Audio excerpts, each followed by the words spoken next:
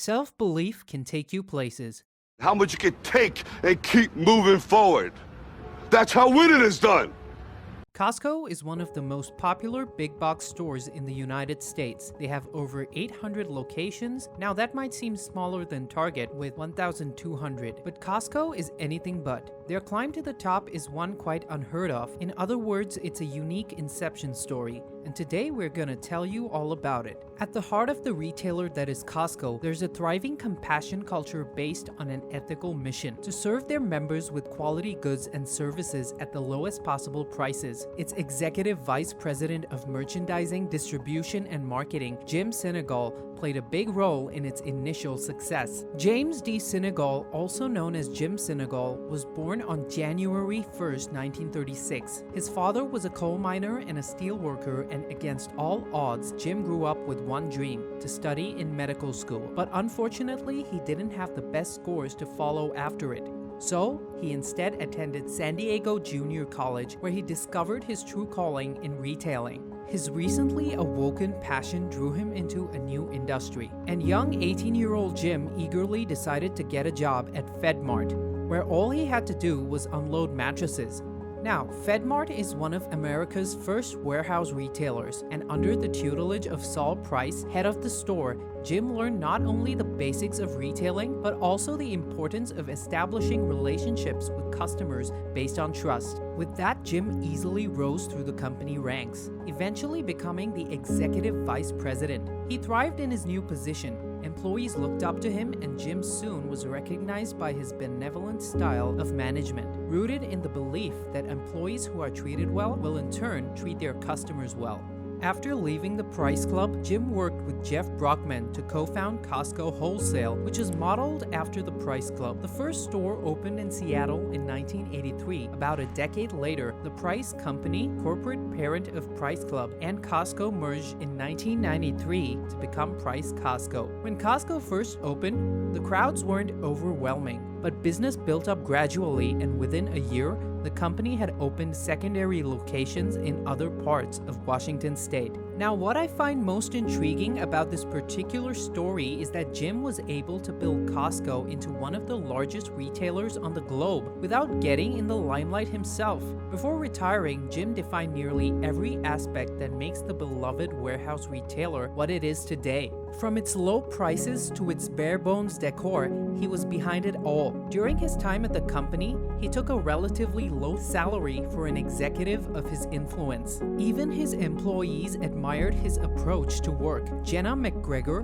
wrote ahead of Jim's retirement in 2011 that it was hard to imagine anyone with less pretense, more discipline, or more integrity leading a major corporation today. Costco was lucky to have him as one of their founding fathers. Now, moving on to the second half of Costco, Jeffrey H. Brotman, who was born to a Jewish family in Tacoma, Washington, to Pearl and Bernie Brotman. His father was an owner of Seattle knitting mills and also owned a chain of 18 retail stores in Washington and Oregon named Bernie's. With his uncles, Jeffrey attended the University of Washington, where he majored in political science and surprisingly was also a member of the Zeta Beta Tau fraternity. Since his family was so tied into business, there was no doubt which line young Jeffrey would choose. After graduating from school, he founded a women's jeans store named Bottoms with his brother Michael. Not long after, they founded the Jeffrey Michael, a chain of men's clothing stores just like his father,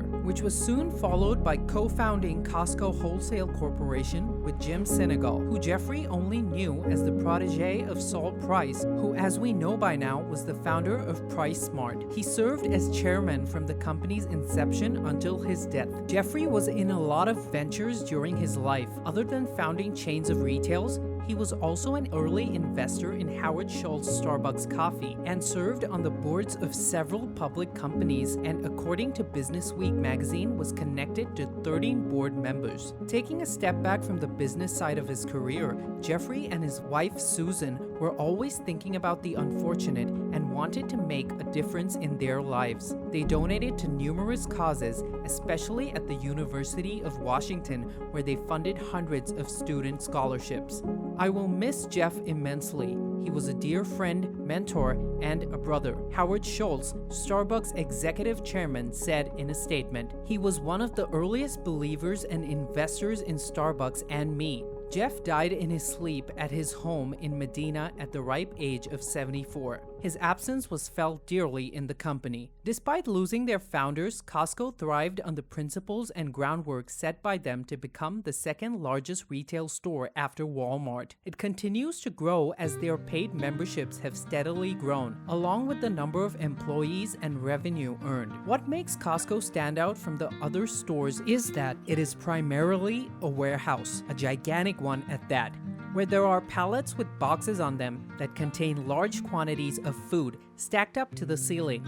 A wholesale market where you don't buy just a 6-pack of Rice Krispies treats, you instead stand by a huge box with 54 of them and complete with reasonable prices. The layout is large, spacious with all the products properly displayed and accessible for an efficient shopping experience. Other than their cashiers who are out front, it's just a big warehouse. So how did a warehouse get this successful? A huge reason behind their success, other than their low prices, happens to be their excellent customer service. Their employees are always friendly. A big reason behind that is that they enjoy high-paying benefits. Happy employees equal happy customers. I remember as a kid when I used to go to Costco, on showing the employees the bill after we're done shopping, they'd draw a smiley face on mine. It did make me happy, and I'm sure they were too. This shows us how friendly they are.